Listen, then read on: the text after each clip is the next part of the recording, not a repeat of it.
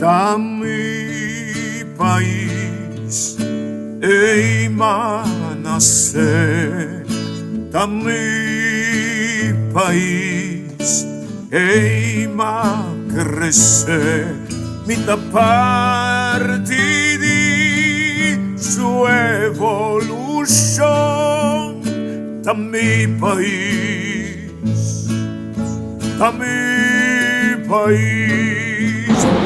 Thank you so much again. It's obvious that there were very rich discussions being held in the various groups. I couldn't understand what you were saying, but I saw you very animated. So I know that you were having these very lively discussions from the presentations. And I asked for all the presentations to be done at the same time, so that I could see the synergies and answer questions across groups. Before I start answering the questions though, let me share with you something I did some time ago. I did a lecture on reparatory justice for women of African descent. Okay, so some time ago the CARICOM Reparations Commission of the University of the West Indies worked with a group called the Battle Group. My computer is there now. But they worked with a group called the Battle Group. If somebody could just bring my please, thanks. On the amounts that should be paid, that which is one of the questions that was asked. The amounts that should be paid with regard to reparatory justice. And it was very hard for them to, it was very hard for us to do this comprehensive review. It was very hard for us to do this comprehensive review if an external consultant was not brought on board. So that was done, and it was estimated that for the British Caribbean alone, that there was a need for Britain to pay to its former colonies $122 trillion US. That's quite a huge sum. But what it told me, because they did not take into consideration certain things that you would normally take when you're calculating compensation. But what it told me is that the amount that were paid to British planters for losing their enslaved people at the time that it was done was very significant. It means that the enslavement enterprise was very significant to the development of Europe and what happened in Europe. So for you to tell me, or for anybody to tell me, because you can't tell me, for anybody to say that the ancestors of enslaved Africans are not entitled to reparations will tell me that you think that we as a people do not deserve to be compensated for 4 centuries of degradation, of inhumanity, etc. The other thing I want to say is that and I'm going to get the slide shortly, but one of the things that is very clear to me in the whole discussion with regard to reparative justice is the fact that all of the groups who have been degraded, dehumanized, etc., have received compensation. For some reason, even our own people do not think that we should get reparative justice, that we are not deserving of these this atonement that they should be doing. The third point I want to make is that reparative justice is not a recent phenomenon. If you look at the literature throughout enslavement, there are different people and groups asking for reparative justice. Whether it was with regard to their pension for working on plantations for a very long time, whether it was for selling their children, etc. You see it, and they took it to the legal system for them to be able to ask for reparative justice. Because a lot of the questions they were on reparative justice and decolonization, etc. The other thing I want you to know is that the one black country that fought for its independence, Haiti, was forced to pay reparative justice. And they paid reparative justice until 1947. And you understand the reason for the poverty and the destruction of Haiti. It is because we were too bold to think that we would fight and win our own freedom. The last point I want to make before I go to the questions is that, do any of you know when the last payment was made to the ancestors? Those of you who think that's very so far back. Do you know when the last payment was made by the British to the ancestors of the planters? 2015. 2015, 10 years ago. Because they took such a sum of money to pay that loan was finally paid off in 2015. It means that some of our ancestors who went to work in Europe after the Second World War and paid taxes were actually paying part of that compensation. Having laid that foundation low, the very last thing I want to tell you, and why I fight for reparative justice for women of African descent, and I'm throwing that out there as an advertisement because I really want to come and speak to you about reparative justice for women of African descent, is that if, as the Brattle report says, that we can conclude that 100% of women of African descent from the age of 10 will rate every day that there were more than 51 million rapes in the 400 years. And that's why I fight for reparative justice. So I feel justified in some of the responses that I will give to you today. The first one has to do with trauma and how you deal with trauma. One of our biggest challenges in former enslaved plantation societies, and I say that tongue in cheek, I hope you understand that phrase, because of the fact that I think that we still have plantations, we just call them hotels. Now, so I still think that we have a plantation system where certain people get the best land and the beaches and so on, and the rest of us don't. So, but that's another question. That's another discussion. If you do not talk to deal with the trauma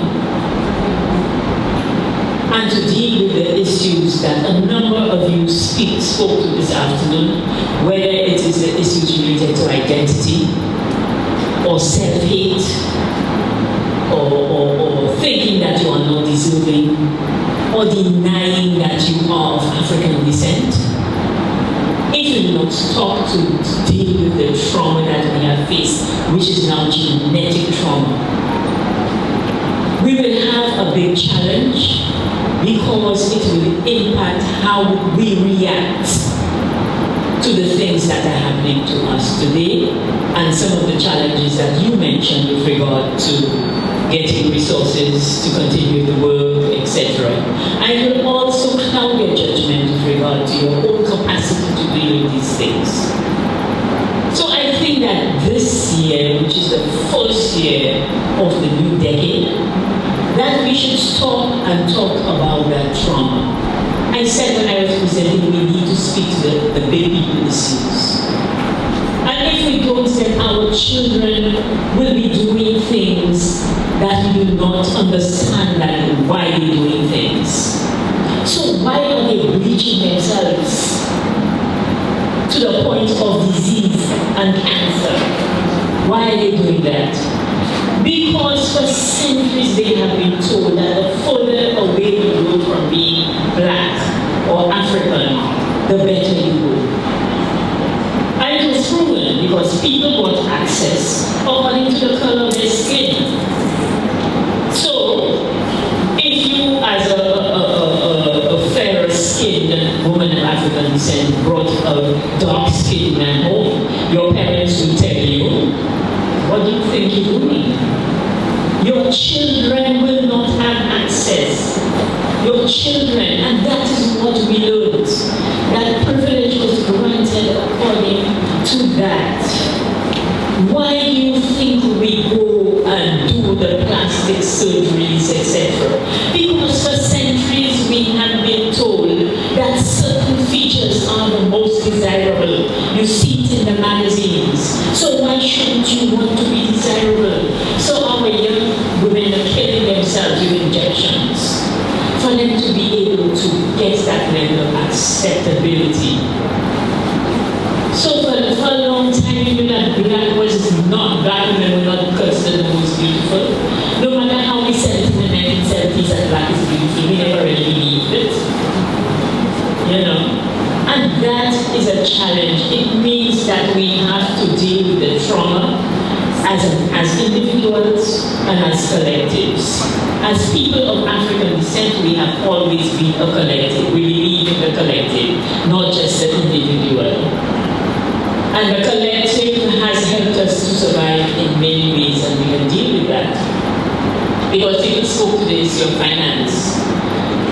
When you look at finance and the way we have built resilience, and we have built resilience, whether you want to acknowledge it or not, we have done a number of things to lift ourselves by our bootstraps, even if we didn't have boots.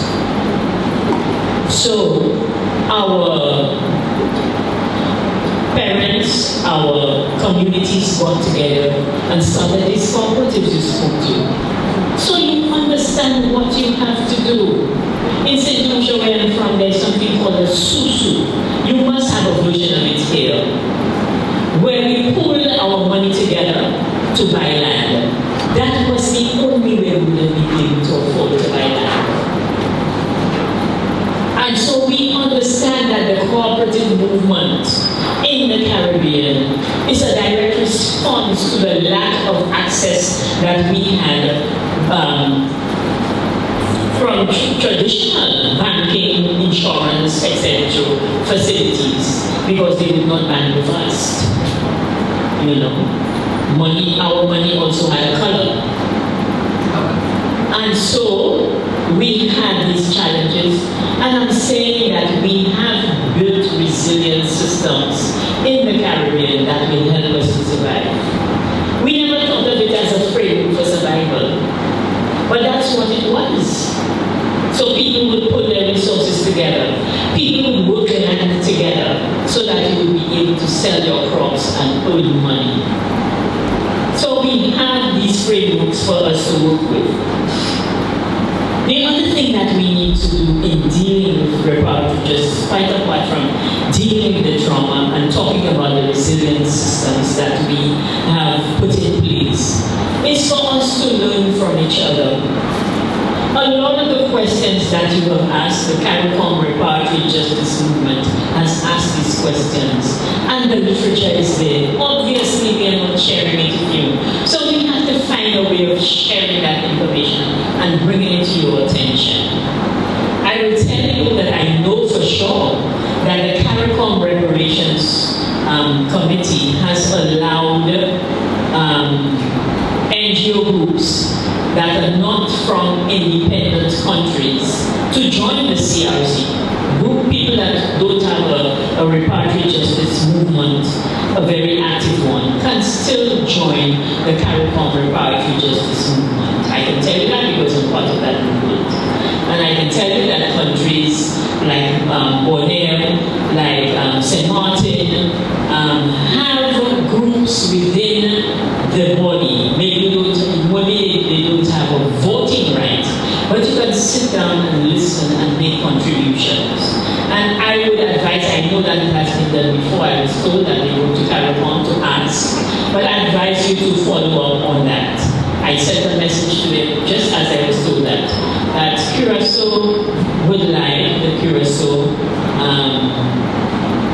civil society movement would like to be part of the CARICOM Reparatory Justice Movement, so that you can hear what is happening and you will be able to direct yourselves. Not everything on the 10-point plan of CARICOM will be relevant to you, which is another thing that you spoke to, the issue of community and how you involve community. Because each community has its specificity with regard to what it wants and what its imagined reparations to be. If you don't get into deep down into community, then you will not be able to find out these things, and so it means that you have to start doing that education program. One of the things that the Permanent Forum is doing is helping to establish a research network, a Black Studies research network. So very soon we're talking to UNESCO, we'll be talking to universities and so on, and the university here can be part of it, to pull all of these materials in one spot that you can have access to, that you can write research papers and have them on the side, so that your story is being told. And your story has to be told. The Dutch fought the French and the British to keep you a slave colony. Why are you not now fighting for people to know these things? The Dutch ended the slave trade long after everybody else had ended the slave trade. It's called the long goodbye, because they thought that you should be enslaved. Why shouldn't you share that knowledge? Why are you hiding it behind a veil of colonialism as if you don't have rights? You were born with these rights. Let us put these things out there. For many years, Sweden and Switzerland and so on pretended that they were not involved in enslavement. And when you start to do the history and see the way in which they funded these insurance companies and these slave ships, they would write down in the belly of enslavement. But they portray themselves as these free countries that never had anything to do with enslavement. It is time that we start calling a spade and saying who was ready for. We concentrate a lot on the French and the British and maybe the Dutch, but all of the European countries were involved in these issues. You cannot speak to reparatory justice if you are not inclusive. You have to be inclusive. So one of the things I want you to do is to read up on Africa and slave trade and enslavement. Because one of the challenges we face in the literature is we have believed some of the things that we have been told. One, we were sold. Not that we were stolen, we were sold. Two,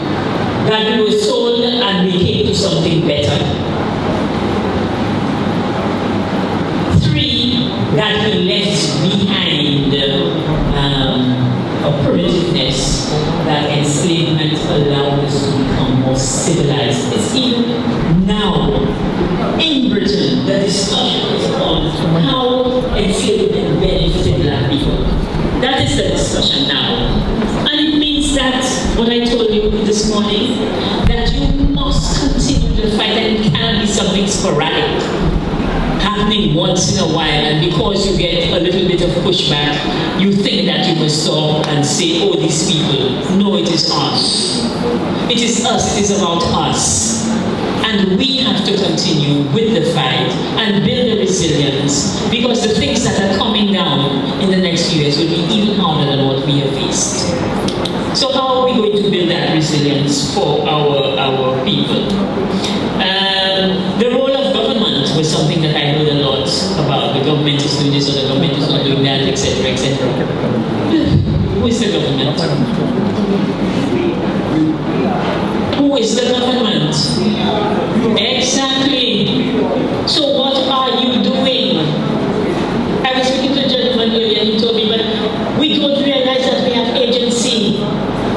We do have agency. We are the government. What are we doing for us to be able to ensure that the things we want happen? We cannot continue to sit and say, you are not doing for me. What are we doing, and how can we make sure that things happen for us? That will be very important. I'm so glad that you have a museum, because many of our countries don't have a museum. My country does not have a museum like the one you have. We have a small museum. But I remember when Francois Hollande was opening the museum in Guadeloupe. I was there at the opening. And a couple of years later, I went back to that museum. And there's a place, you wouldn't believe what an impact museums can have on you. There's a place in that museum called the Middle Passage, where I watched it from afar. There's a ship, moving to and fro, and there are roads and moons and so on, and there's this place that you must pass, which is called the Middle Passage. It's a little shaky thing. And psychologically, I could not cross the Middle Passage. I could not, for some reason, step on that thing. And you look at me, I'm brave. But I could not step on that. I had to walk around it for me to be able to. But museums give you, even if they have a lot of older things, they give you your lived experience. And I'd like to encourage you to continue to build your museums and to put in place the truth in these museums. I went to the museum in Geneva in August. And there is a whole section, because they did not think they were involved in enslavement, and they just realized that they were. And they have put up this whole section and are willing to return artifacts to us, free of cost, no strings attached. They have even put up a place where they looked at scientific racism, how the scientists were involved in doing research which said that we were genetically inferior, that survival, they were the fittest, and so survival of the fittest was about them. And if you don't see these things, and you don't understand what has been done to our people, you wonder why people like me react the way that I do. But you have to be able to understand these things. And one of the things you must do is establish a communications plan. I heard a lot of people say, we don't know. The information is there, you must find it, and you must share it with everybody. You cannot have a movement that is not sharing information. Information is still, the little saying about information remains the same. Information is power. Share it with your communities. Make the young people aware of what is happening. Otherwise, we are not going to bring them on board with us. I only have 3 more years on the permanent forum. We are trying to make sure that the young people are involved so that they will take over the next 3 years, because you're after Sue. So 2 terms or 3 years, and we did one already and then got re-elected. So we have to involve the young people. There were also a lot of questions about language and the meaning of words. Your language is so beautiful. It is like Creole language in St. Lucia. The Creole language, which is now an official language in St. Lucia, is spoken in the house, and we're starting to teach it in our schools. The Creole language is a mixture of, and you find it in anywhere you have these combinations: the French, the British, African enslaved people, and indigenous people. So, but the intonation of the language is very African. The sentence structure, etc., is African. It is a resistance language. That is what you have. It is a resistance language. It is not a broken Dutch. It is not a, it is not broken anything. It is a creation. It is an innovation. And so I want you to speak it with pride and teach your children to speak it. And when I come around, then you will teach me also a few words, because I'm bad at language. And I think that you need to ensure that your legal system understands that the majority of the people here are not Dutch. That the majority of the people here speak a language that they learned because of their resistance. And that if you have a legal system that already profiles people who look like you, then you have a challenge, because they cannot understand what they're saying to them in the courts. And if these judges, etc., are to be fair, then they must be able to speak the language of the people and not sideline them. Profiling is another thing that we need to look at. Our freedom was always attached to policing. The policing system developed in the post-emancipation period to keep us in check. And so I need you to be able to look at policing and look at the reforms that you need, whether in the Constitution, their legal issues, their policing issues, their educational, their health, etc.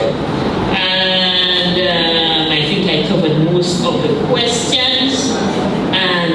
But finally, I want to say that the issue around mental slavery, we really have to tackle that this year. If we have to have any kind of success in the decade, we have to be able to move forward as solid, sound people towards our freedom. I thank you.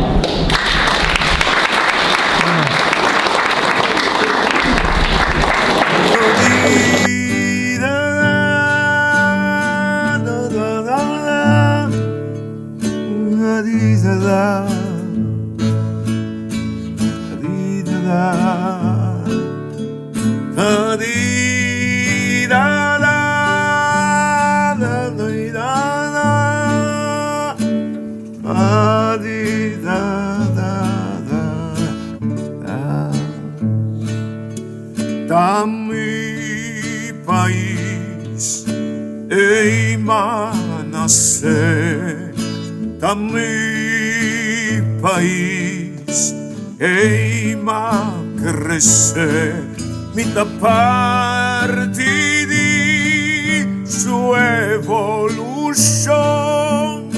dami país, dami país, da mi orgullo visa, alto voz, da mi país, eita.